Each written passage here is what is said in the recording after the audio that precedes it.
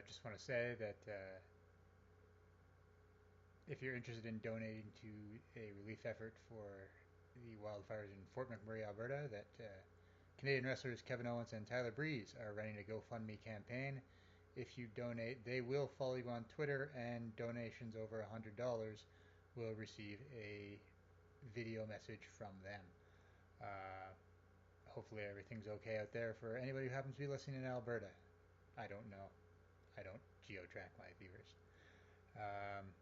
But this is Saturday, May 7th, 2016.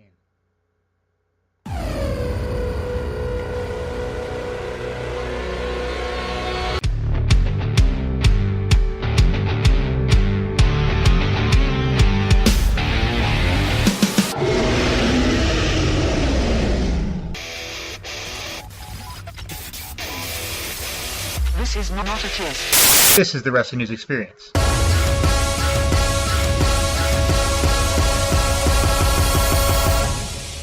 After Dark.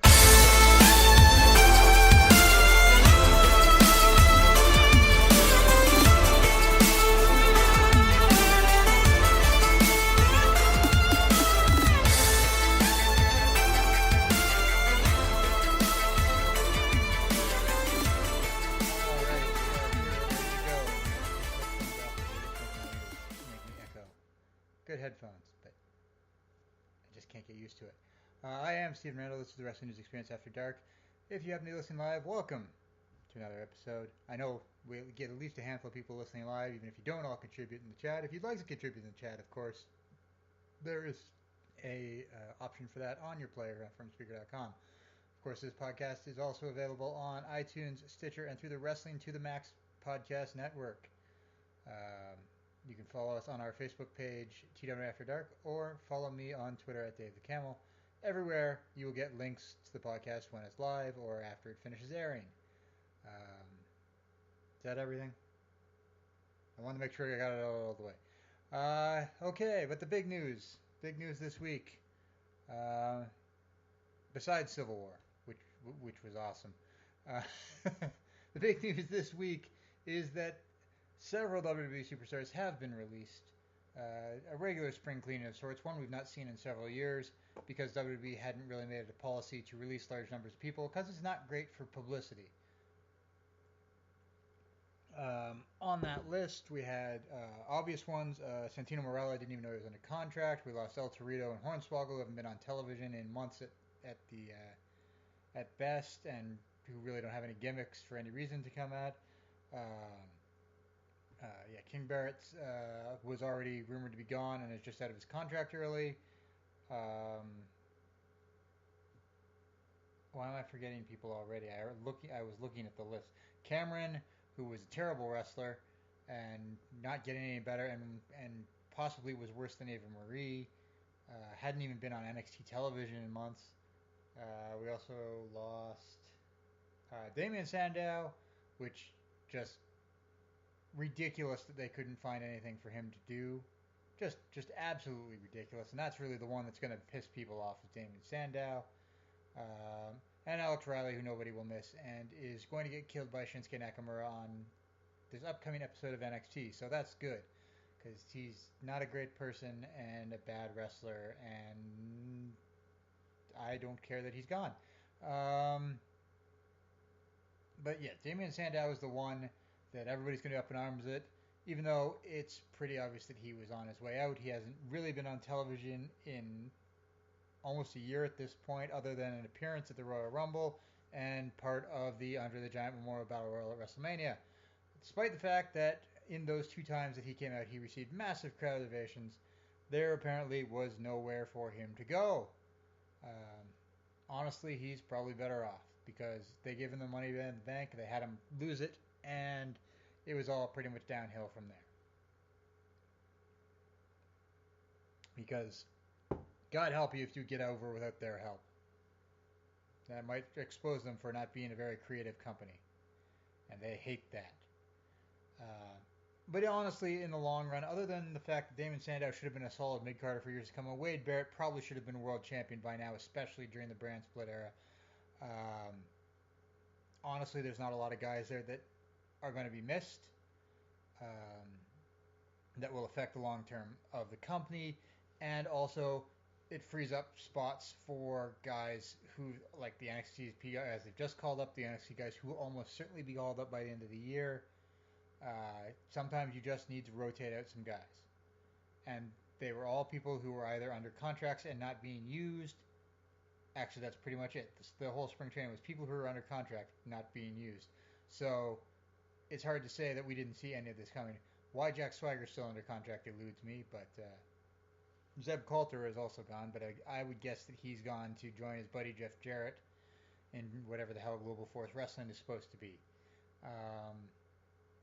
Yeah, I mean, it's a lot of people, a lot of them all at once, but I don't think you'll notice most of them are gone. I mean, like I said, the Hornswoggle and Torito and Coulter and Santino and Sandow haven't been on television in months and months and months. Barrett we knew was gone. Cameron, I keep forgetting exists.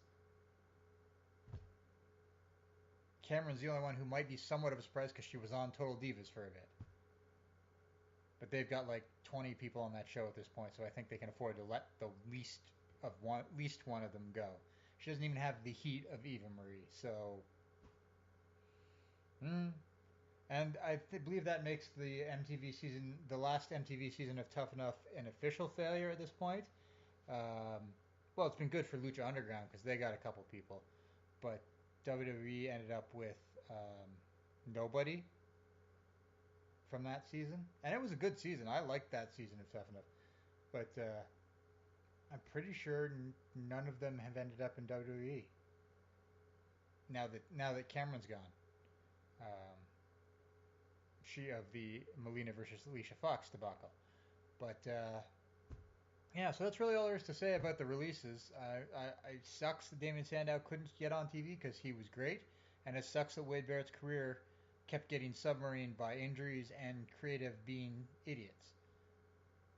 But they're better off probably trying to find work somewhere else or find something else to do because they were not going to go anywhere in WWE anyway. And that's harsh, but fair. Someone else who's probably seen his last days in WWE TV, especially now, is Ryback, who was reportedly sent home on Monday due to contract negotiations hitting a snag, and was followed by him posting on the internet that he feels he should be paid just as well as everybody else on the roster, and that everybody on the roster should basically that the lower card guys, the guys who lose all the time, it's hard to.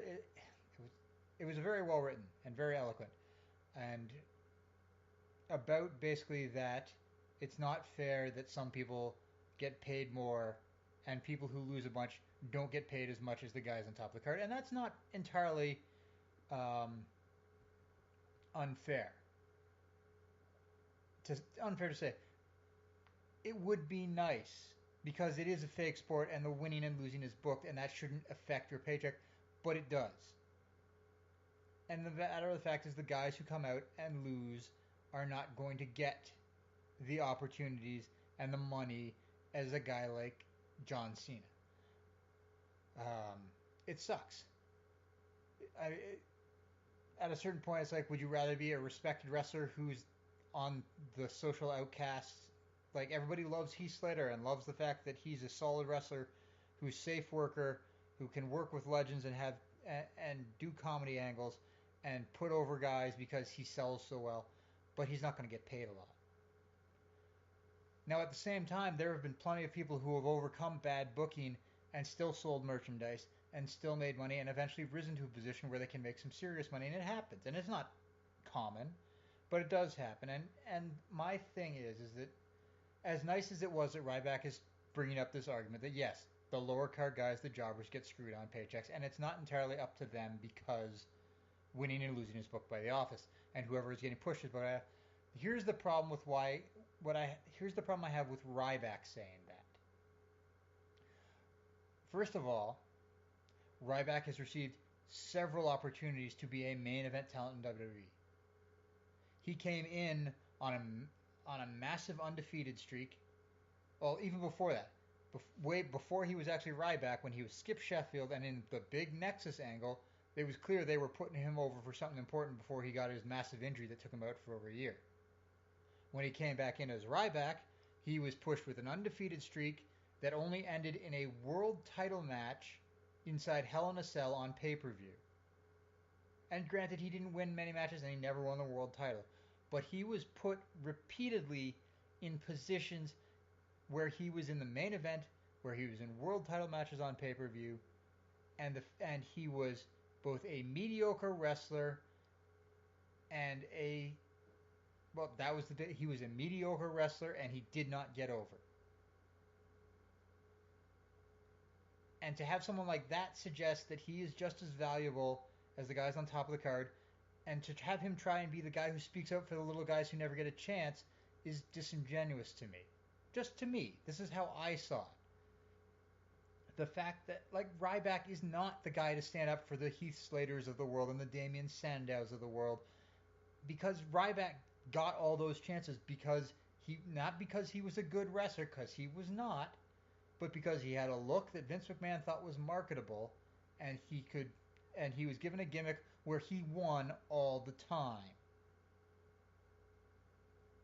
So it's not the fact that Ryback is not getting the money that he thinks is worth is not because he's now one of those guys who puts other people over. Because he's not. He's the guy who gets put in the position to be put over a lot. In recent months, even, he was in a United States title feud with Kalisto, which he may have won eventually if he had not gotten into this contract negotiation. His last match on pay-per-view proper was part of a six-man tag match with Kane and the Big Show where they beat the Wyatt family. Ryback was still getting pushed 2 months ago.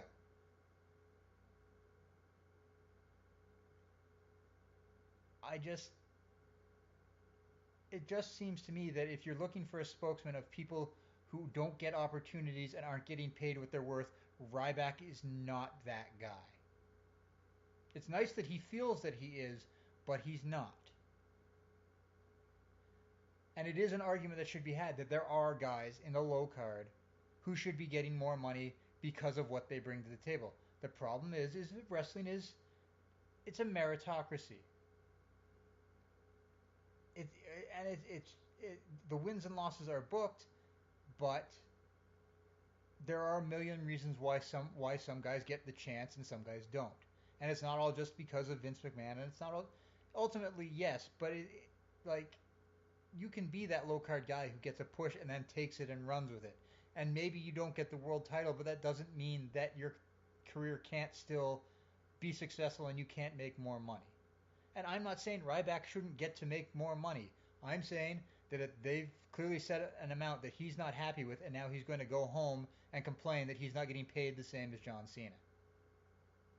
And to me, I don't want to call it greedy, but I want to say that his perception of his actual value is far lower than what it really is. And maybe this is one of those things, like, I don't want to denigrate the secret, but fuck the secret. But one of its things is the power of positivity and positive thinking and saying things and getting them to happen. And maybe this is his way of doing it, is if he says things like that often enough, and the rumor always has been that he's backstage talking about he should be a main eventer and he wants to take that spot, and maybe he actually believes that. And far from me to say that he can't believe that, but it's not true. He's not a good wrestler. He's not a main event talent. He's probably not worth paying like a main event talent. I'm sorry. And I wish the system were different, but it's not, and it probably never will be. You will not see them paying bigger contracts to guys in the lower card. The guys who are there just to lose. Because, you know what? They have a monopoly and it sucks. But their paychecks don't bounce, and even a small paycheck that doesn't bounce is better than TNA, which offers apparently people lots of money but never pays them. So, it's like, and the other part of this is it's always a very convenient argument of someone in a contract negotiation to start sticking up for the little guy. But Ryback's making more than the guys in the lower card, right? Like, his current contract, regardless of what it is, regardless of the fact that he thinks he should make more money, his current contract is still more than what the Heath Slaters and the Bo Dallases of the world are making. And I don't hear him suggesting that he should make less money. Nobody ever gets this argument for the little guy because they want to make less money themselves. They wouldn't be against everybody being brought up to their level. But that's not how it would work. Because, even a multi-million dollar company that's run by an insane billionaire still has a budget. And one of those budgets is talent. And if you're going to pay the lower card guys more money, it means there's less money for the top of the card guys. It's just the way it is. Or there will be less lower card guys. And Ryback, for all his selflessness, he's a guy who's made more money than a lot of guys in wrestling. I am certain of that. And he's not suggesting that he should make less. So you lose some of your selflessness when it's pretty clear that you're just negotiating for yourself. You're saying, I should make more money. It'd be nice if these other guys made more money, but this is really about Ryback wants more money. And the WWE has said, we don't particularly think you're worth more money. Or as much as you would like. And he's decided to go home. And honest to God, he will not be missed. Again, harsh.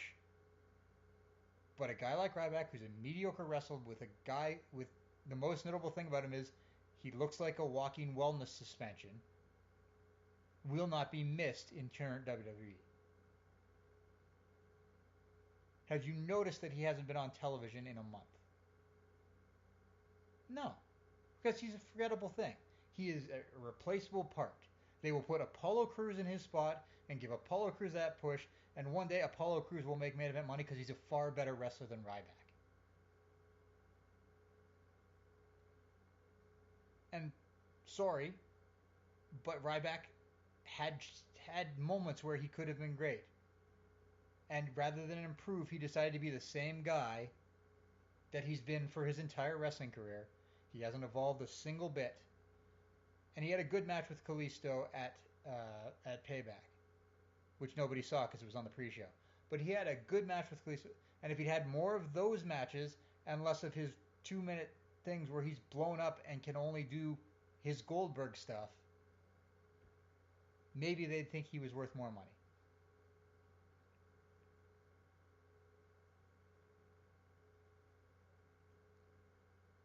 Now, maybe he'll come back. Maybe he'll just decide that, like I said, a paycheck is better than no paycheck. Maybe he's a proud guy and he won't do it. But the whole thing he posted sounds, to me, maybe I'm a cynic, and there's no maybe. I'm a cynic. To me, that sounded like a negotiating tactic. That was, let me get the boys and the fans on my side by saying that saying things, the right things that people can support, and say, ooh, that evil office, they should pay Ryback more money, and maybe you get public opinion in your favor, and somehow that ends up with you getting a contract. The only problem is Vince McMahon doesn't give a shit what the public thinks about whether Ryback should make more money. The fact of the matter is, business is down, ratings are down. For all they trumpet all their stuff, someone like Ryback isn't the difference between making more money and making less money. And if he goes home and his contract expires and they never see him on TV again, they got an entire developmental system full of guys who will take his spot. And most of them are more talented than Ryback. It's the way it is. And it sucks. But he's a guy who's clearly made, like, I would be willing to bet that he is not making small amounts of money. So, if this is the bridge he wants to die on, good for him. I don't see anywhere else in the world paying for his talents. At least not the amount that he clearly thinks he's worth.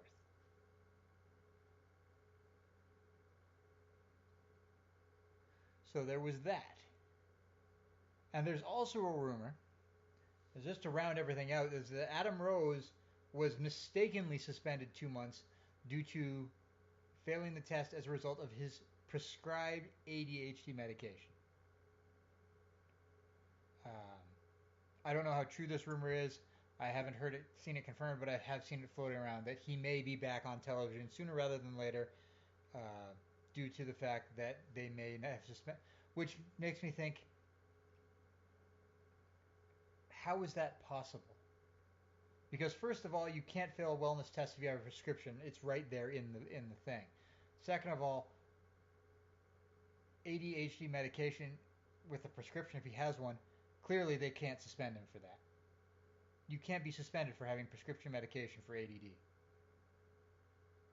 And it seems like something like ADHD is something the company should know you have.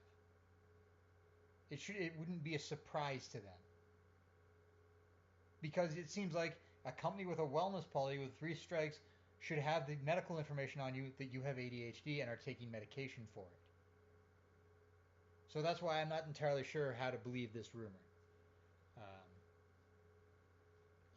And it just reminds me, because I've watching Major League Baseball, I've had one of the players on my favorite team was suspended 80 games for a drug that he swears, of course, that he did not take. But he said he was informed of the suspension or of the failed drug test in March, and he was only suspended in mid-April because that's how long there's an appeal process, an investigative process. They test B samples. They make sure before they announce a suspension that they are absolutely positive that they tested positive. I said positive way too many times. They're absolutely sure they tested positive for the drug they failed the test for. So there can be no debate. You're being suspended because without a shadow of a doubt you failed the test. And I can't imagine that WWE wouldn't have those checks in place as well. Because if you're going to suspend a talent for drug related reasons, you better be damn sure that you can prove they did it. And that they violated the wellness policy, which is... Maybe this was one of those things that just happened, but it seems like there's too many holes in the story. And I won't confirm it until some other big news site manages to confirm it, or Adam Rose shows up on Raw this Monday. But there's too many things about this story that don't ring true to me.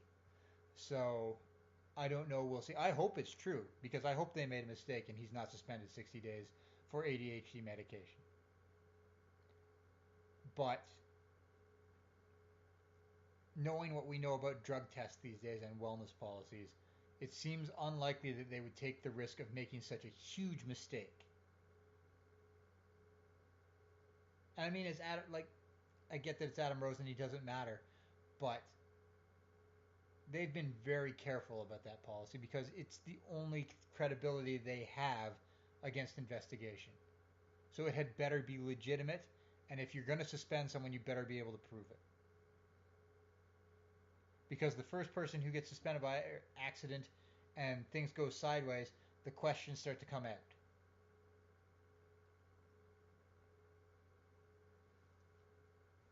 So I guess we'll see how that one goes. What else do we have? God, we haven't even talked about Raw yet this week. That could be because not a lot of stuff happened on this Raw. We're just continuing things because we had Extreme Rules in just over 2 weeks now.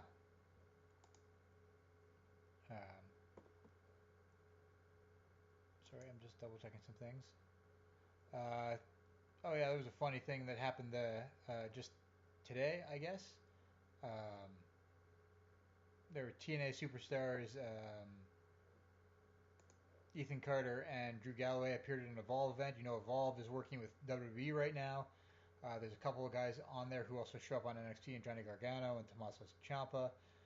There's also a couple guys who've qualified for the, it's now called the Cruiserweight Classic, in Drew Gulak and TJ Perkins. And apparently these TNA guys showed up and attacked Gargano. And so there is a WWE versus TNA feud going on in Evolve, which basically tells me that TNA, first of all, is allowing themselves to be considered a glorified indie fed, and B, WWE officially doesn't give a shit about TNA. There may have been a time at which WWE actually cared about TNA, But I wouldn't be shocked if they don't care at all anymore. There's no reason to care. So, I mean, they can have guys from TNA show up on NXT. Apparently, Eric Young's not a long-term contract, but they can have them show up and just be there. And they're not going to reference TNA, but they don't bother to change ring names. They don't bother to acknowledge their TNA history, mostly because they don't care. And TNA is not going to be important enough for them to mention. They're just going to, let them exist and ignore them. I wouldn't be shocked if we hear the letters TNA at some point in reference to the wrestling organization at some point in the next year on WWE programming, because they simply are just a glorified indie fed at this point. Possibly not even that. The other offshoot of that is apparently Bobby Roode's first NXT appearance is set for, or there was a leaked tweet that's been deleted that spoiled that he was going to be on the next international NXT tour, I believe it was. It's been deleted. It may or not be true, but I mean, we knew Bobby Roode was signing a contract with NXT anyway. They wouldn't have shown him in the crowd and talked about it on WWE.com if he wasn't signing a contract.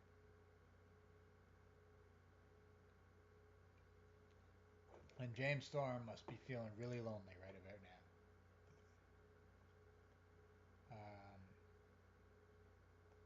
What else have we got? We can talk about that. We can talk about Camp WWE, which I got a chance to watch, even though it's only on demand and it's not on the Canadian version of the WWE Network, but I did find a way to watch it. It's not horrible. I mean, it's kind of confusing the fact that they've got a whole bunch of kids who are supposed to represent WWE superstars, but not really, because it doesn't reference the fact that they're WWE superstars, and Triple H and Stephanie McMahon are like 20 or 10 years older than Steve Austin and The Undertaker, and like it's not the worst cartoon in the world, but it totally doesn't need to be WWE related at all. If it was just a Seth Green cartoon about kids at the camp without Vince McMahon and Ric Flair and Sergeant Slaughter, who are the only people voicing their characters in this thing.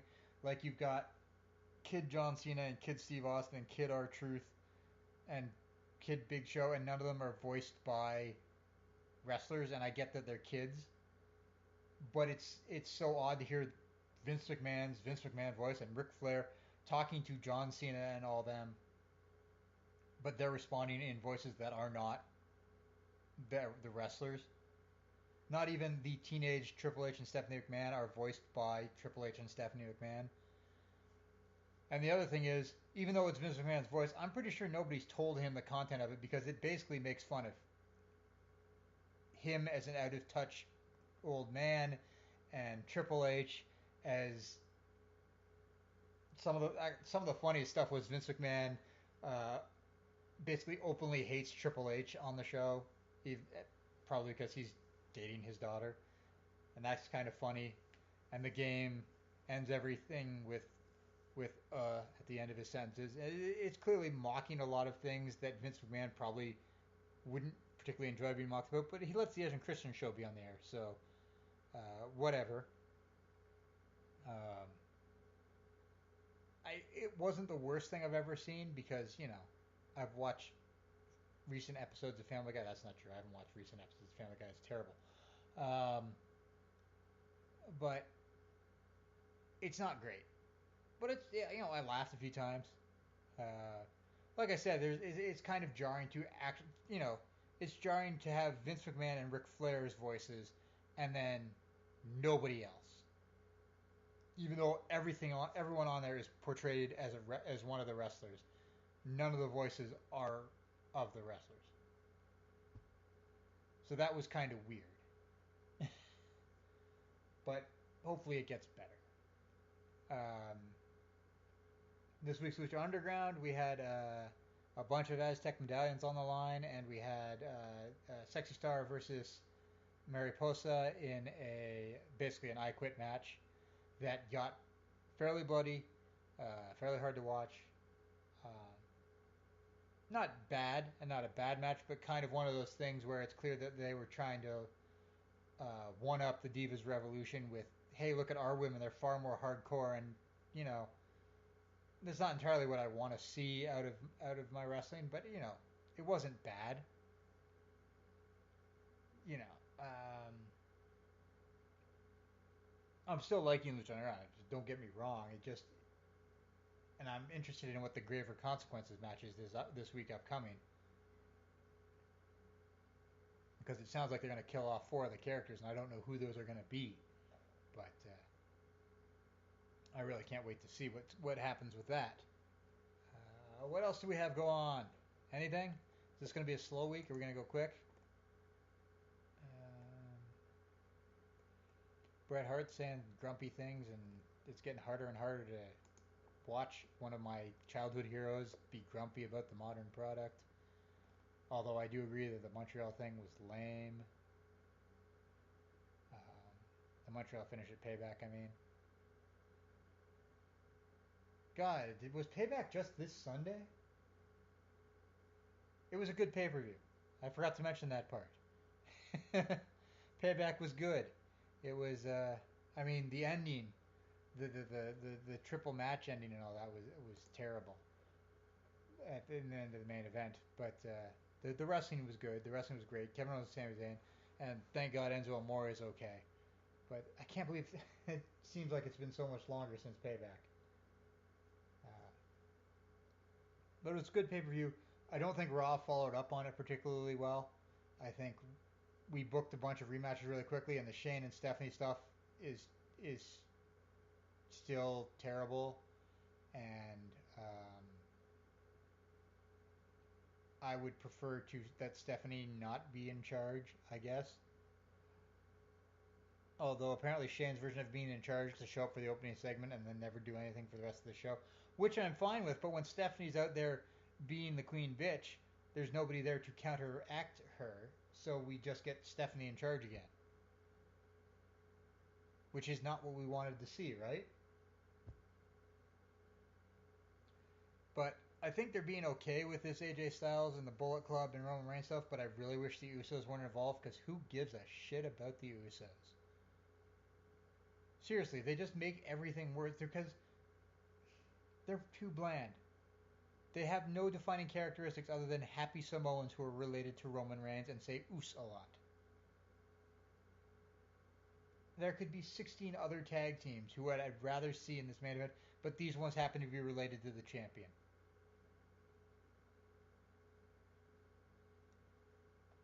And their matches will be well wrestled but dull. And it worries me that the first thing we're doing with Gallows and Anderson is sticking them in the feud with the Usos instead of doing anything actually revolutionary with them. I'm not saying that you have them take over the company in NWO style. I'm just saying you had a chance to make them seem special, and now they're just going to feud with another team in the tag team division, who aren't even the champions, and won't be for some time. So I don't know what we're doing here. There were so many options, and they picked the one where nothing actually changes. Because we ought to milk something, because Extreme Rules is in 2 weeks now, and we can't resolve a feud 3 weeks early.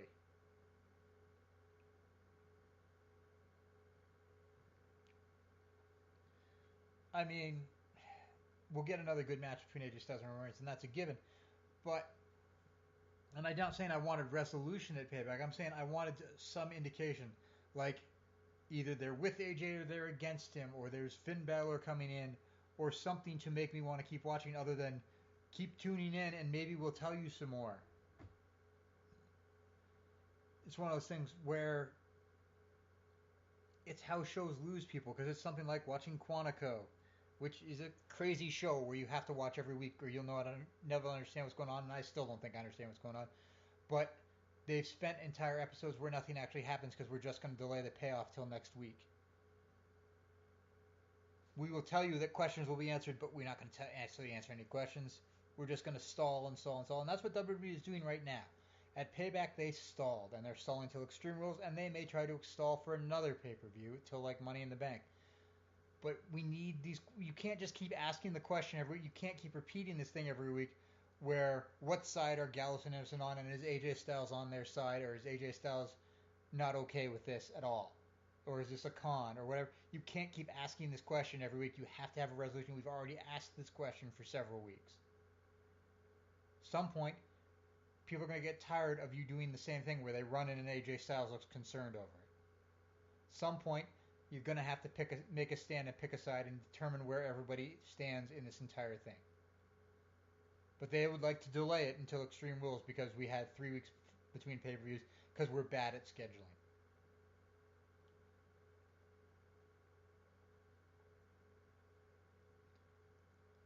And that's what's kind of annoying to me is I get that you can't have resolutions for everything and stories have to progress, but you're not asking any new questions right now.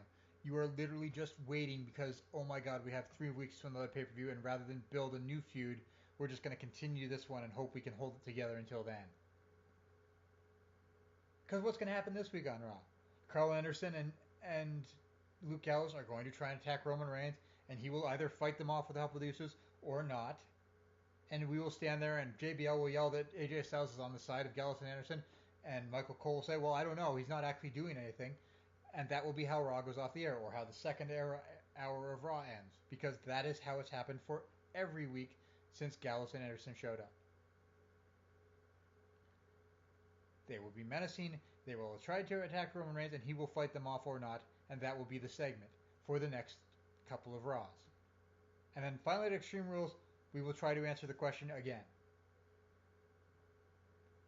And I don't know if this is a thing because they've decided they're doing Balor Joe 3, technically 4, I guess, at the next takeover, which is in June, early June.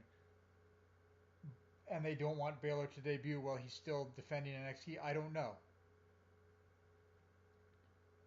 But it seems like they have chosen at this point, rather than do anything interesting, we're just going to stall. And in the meantime, we're getting good wrestling, and the pay-per-view up and down was good, and Raw was not that bad either. It's just they aren't doing anything interesting with the pieces they've put in place.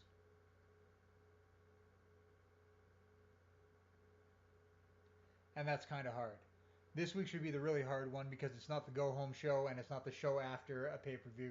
So if you want to see a holding pattern, I bet you could tune into Monday Night's Raw, and that will be a pretty good holding pattern.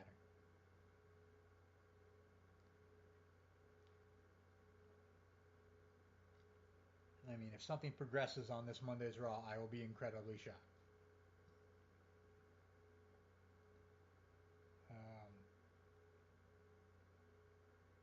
Other than that, I think we're good. I don't think anything really important has happened. Let me just double check that nothing has happened in the last half hour. Been over a half hour, but close enough. Jim Cornette is saying things, but I don't care what Jim Cornette has to say because he is no longer at all relevant to the modern product. Nope, nothing important has happened in the last half hour, so I think we're good. For video games, obviously Uncharted 4 comes out this Tuesday, and I was going to try to resist, but the reviews are so good that at this point that I'm going to have to play that, which is both good and unfortunate because it's going to cost me money, but also it's going to apparently be incredible.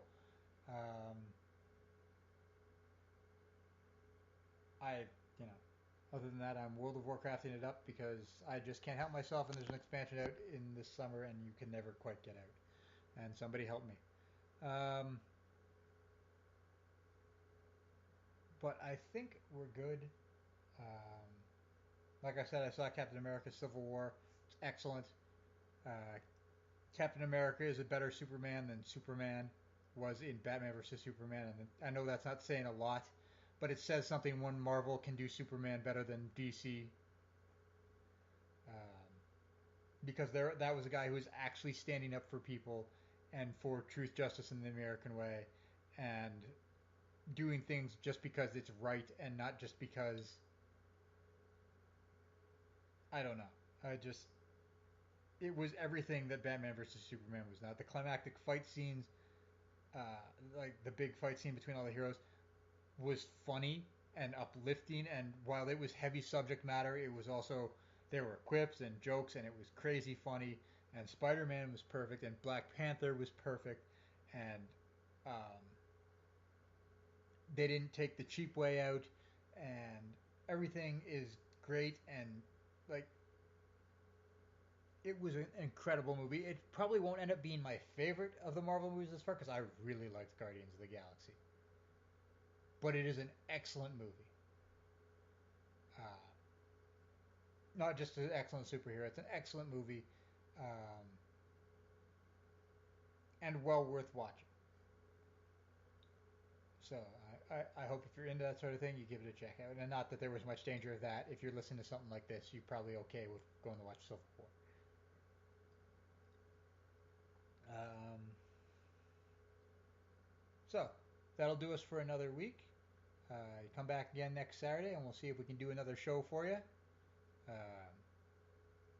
Once again, I want to say quick. I hope everyone's okay out there in the Alberta area, in the Fort McMurray area, where they're getting massive amounts of wildfire. Again, like I said at the top of the show, if you want to help out, of course you can donate straight to the Red Cross, or also, as I said, as wrestling fans, uh, if you want a little something extra for it, Kevin Owens and Tyler Breeze have started a GoFundMe account. Uh, you can go find that, and if you donate that, they will follow you on Twitter, and that would be kind of cool, wouldn't it? Donations over $100 will get a personalized video message from them. So you shouldn't need any impetus to donate to be helpful, but if you would like one, there it is. So hopefully everything there works out. Everything will be okay. That's going to do us for another week. We will see you again next Saturday at about, I don't know, around midnight. Check the Facebook page. Of course, you can follow me on Twitter, Dave the Camel. And don't forget to check out all the other podcasts on the Wrestling to the Max podcast network. Uh, so, um, thanks for listening, everybody. Hope you have a good week. We'll see you again next Saturday. Have a good one. Always be a fan.